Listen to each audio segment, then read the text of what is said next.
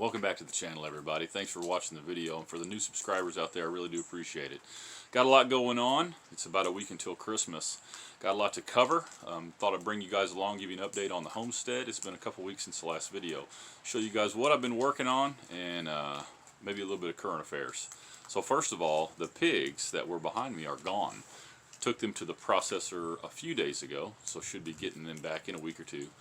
The last bunch I raised, processed myself, and it went okay, but I thought, got a lot going on, and I want to give this processor a shot, see what they can do. I've taken cattle there in the past. They've done really well for me, so I'll let you guys know all the costs associated with that. As I did in my other video, I put a video in it as I did my other video where I talked about all the costs of raising pigs. So that's one thing I've been going on. Here, let me show you the other. The front side of my property here is really hilly.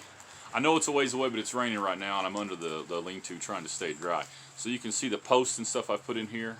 I'm fencing in about 2 acres over there. You kind of can't tell from the picture, but it's really hilly, and it is so thick over in this area you can't hardly walk through it. You can't really walk through it well in the summer, and in the winter it's still pretty rough. So I'm going to put the goats over there and let them do some high-intensity grazing for a couple of years. There's a pond down there. They can drink out of and everything. We'll build a little temporary shelter for them.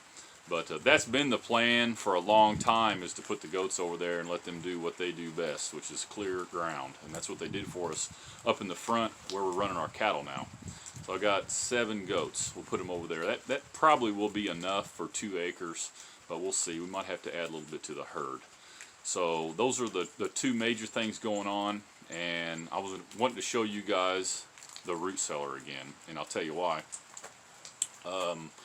Last week, as most people know, there was some horrible, historically horrible tornadoes that came through Arkansas, Illinois, Missouri, Indiana, Kentucky, all through this Ohio River Valley. And less than 100 miles from here was probably the worst of it. It had an F4 tornado. I don't know where the death toll is now. I mean, it's like 100 people so far. I mean, it's absolutely devastated Mayfield, Kentucky, and other places, and I'm sure you guys have heard that. But I wanted to show you guys my root cellar and talk a little bit more about it, why I built it, and I'll even tell you the numbers on everything that came out. I made a video on it. I will link it below, so if you guys are interested in that root cellar, I put together some pictures and videos and made a little narrated video on the root cellar. So basically, when we started building, we'd always had a basement. This is my 7th house, and we've had a basement in every single house. We've always had a basement. We get tornadoes in this area, and just bad storms in general, plus basements are nice.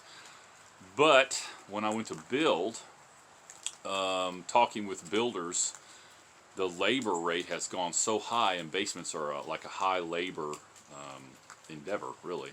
So the builders, when we initially were talking like $60,000 for a basement. So if you've been watching any of my videos, I mean, I just wouldn't have been able to build. I mean, that would have shot the budget so high. So then we were like, we really want the basement. We want something strong and secure for storms, and that's what led us to ICF. And as if you go back and watch some of my videos on how all that forms, basically my house is made out of styrofoam blocks that I stacked up and core filled them with concrete, 4,500 psi concrete with rebar, and they're tied all the way down to the footer, rebar all the way up the top, both horizontal and vertical, and ties all the walls together, and the walls are rated at 250 mile an hour plus wind. The storms that came through were rated, I think right now, as an F4, they were saying about 180 miles an hour. Now that doesn't mean that my house would have sustained no damage. I think the walls would be okay, but it very well could have ripped the roof off the house and killed us all, especially a direct hit. I mean, I think any kind of glancing blow would have been okay. I did a video on how my trusses, I actually put metal hangers that go over the top of the truss and go down and are anchored into the house, because what happens in high wind, the wind catches the overhang of the house and flips the roof right off. A lot of houses, the trusses are just toe-nailed in to the top plate. So I'll link that video below if you guys are interested in that. But that still was not good enough. One, we had always wanted a root cellar, and I thought if we put the root cellar right out the back door, if there's ever a real scare of a direct hit of a tornado, then we can go in the root cellar and it'll be underground. And so I did build that. If you see the video below on that, it kind of walks you through the process of how I built it. It's 8-inch block I stacked, and then core filled everything with concrete and rebar, and then it has earth over the top of it. So I'll take you down there, give you a tour, and we'll talk a little bit more. Alright, so here's the root cellar behind me. That's where it is today. I'm still waiting. I'm going to put some big rocks and stones here. I'm going to terrace this up to get all this front, well, right over here on the side, it's all going to be covered. And I'm going to add about 2 more feet of soil over the top of it. I'm going to have about 3 foot of soil. But basically it's 8 feet wide and it's 20 feet deep. It's 8 feet high.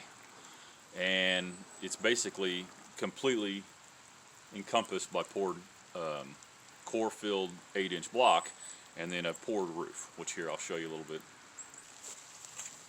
So here if you look at the top, which once again this is all going to be covered eventually with soil. This here, that's all poured concrete that's sitting on these blocks. And then as you see above it, that's the foam insulation. And the black running down here is the tar I put on top to try to keep some of that large amounts of moisture out.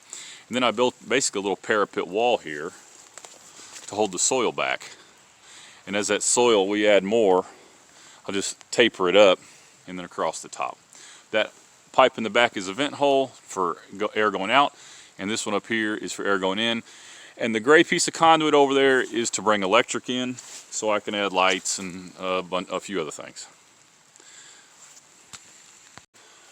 Okay, so here we go. I'm inside. I know I've done several videos on here of everything, but I thought I would show you guys how big it is in here. It's 8 feet to the top and 8 feet wide. Plenty of room. So what we did, and once again, you know, if I was like really good and really wanted to impress everybody, I would clean all this up and show you everything, but let me move out of the way. That's what it is. We just put some camp chairs in here. You know, we've got water bottles and stuff in here, so, you know, it's not like the most comfortable place to go, but it is secure. All these walls are, once again, core filled with concrete, rebar.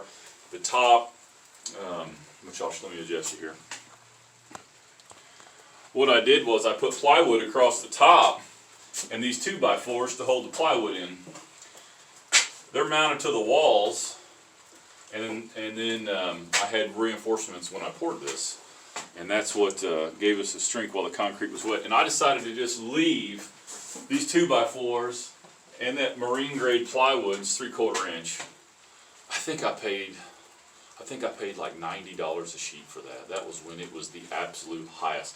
I bought, yeah, that makes sense. I bought 5 of them, and it was over $500 for 5 sheets of plywood. So, but anyway, that's what I needed. I wanted 3/4 inch marine grade because I knew I was going to leave that in place. My thinking was it's not really providing any strength, but if the concrete ever spalled or anything, a little piece of it fell off, nothing could fall now because, you know, we've got all this plywood and this 2x4s running across. Just an added little insurance policy. So like I said, it's 20 feet deep, so goes back quite a bit. The way that it works, over here is a 4-inch pipe. Let me show it to you.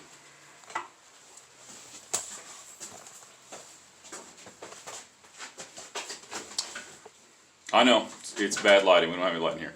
Right here is a 4-inch pipe. As air, let me sit you back down.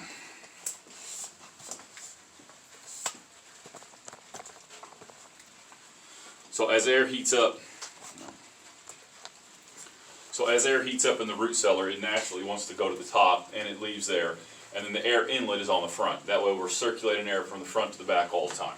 So we got plenty of circulation here. In fact, right now it's 48 degrees in here. I'll show you. It's 48 degrees and 99% humidity. You want high humidity in here for all the produce. One of the issues that we have found with the high humidity is, oh man, this is a good one. It's rusting all the jar lids. So I read online to rub mineral oil on them to help waterproof them. We tried that and that did not work. Here's the next version. Well, let me get a good one. I dipped the lids in paraffin wax like this. Just heated it up on the stove, and so that thing is encased now. Water can't get to it. We'll see how that works. I've read several places that works well, so I've been going through all these from 21, dipped them in wax. I don't know how I'm going to clean, like the lid, that goes off and throws away. But there's a little bit of wax around the rim, and I do not want that. I know that hot water would probably melt that, but I do not want that in my septic. I think over time, that paraffin wax, as it is of course solidified or whatever, melted in hot water, it would go down in the septic and then become a solid again. And I think if you did that long enough, you could have problems. So I'm still working out a solution. I think what I'm going to do is just rinse them all out and put them in a batch, and then heat up some water, and dip them in there, and then literally throw the water out. Maybe throw it out in the driveway or something. I don't know. Just get rid of it in a way that doesn't go down the septic. But anyway, that's beside the point. Rabbit hole. So anyway, that's what we've got. This is our little storm shelter. I know it could be better. I mean, the problem is this isn't a place where you go, oh, we're going to have bad storms tonight. Let's go down there and just stay the night. You know, we're not really there yet.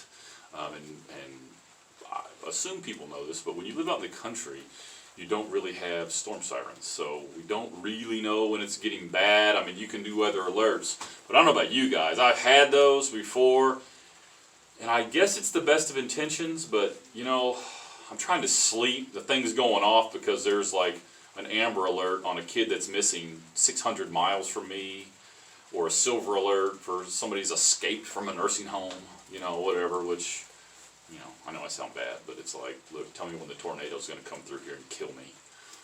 And maybe that is an option, I don't know. Of course, relying on your cell phone, if the storm is bad enough, I mean, you could potentially lose cell service. So, I don't know, maybe we need to get back to something like that. So anyway, just knowing when to get out here, to me, is the biggest weakness of this plan. It's only maybe 50 feet from the house, so you wouldn't want to wait till it got so bad that you'd be scared to leave the house. So as anything, just like preparedness of any kind, it's better to go early than to go 1 minute late. So it'd be better to come out here early, be prepared early, than to be 1 minute too late, which is kind of like, well, I have all this food, right? You know, it's like, well, it doesn't make nearly as much sense when all the groceries are full, but when that second hits that, oh, guess what? There's no food. Well, you're a second too late. It's better to have it. So anyway, once again, I'm down a rabbit hole. So that's what I've been working on around here. Hope you guys like the video. I do appreciate it. I've got a whole series of videos coming up I'm going to do on building the house. I told you guys about my podcast, so I'll put a link for that below if anybody's interested in that. I've been having a lot of fun doing that. It's long-form interviews with what I consider to be interesting people. And so far, I think the median age of person I've talked to is about 70. So people that have lived a good length of time and have some stuff to share. They've lived a full life and had interesting things to share. And I have just appreciated everybody that has allowed me to interview them. These are like hour and a half interviews, so it does take some time. So in the second point, the book. So I'm still working on the book. Actually, first round of editing, things are going really well. Adding pictures, all these things, like I'm new to this, all these things are interesting. They, the more pictures you do, the more money it costs. I have found a publisher, so that's awesome. But just trying to get, like, you want to put as much information down when you're writing, and you want it to be long enough to make sense, but yet every page you write costs more money. Every picture you put in costs money, but Anyway, we'll get to that. So anyway, on YouTube, what I'm going to do, I've broken the book down into chapters, obviously, and I thought I would give an overview on YouTube of all the chapters of the book. And I'm going to start like a series of, well, it starts off as why I built my own house. We didn't set off to build any of this stuff. We were going to pay somebody to do it. And I'm going to do a whole series on the builders we talked to, why we decided to build our own house, how we determined what to build, and on and on and on. And I hope that you guys find it interesting, and then I'll be able to hopefully follow up this next year with the book. Everybody will be able to get that. So anyway, that's the video. Thanks again for all my new subscribers. I really appreciate it. I told you last video we went over 30,000 views, so that's awesome. Things are finally getting traction. So I'm really appreciative of that. And I think that's about it. So we'll see you next time.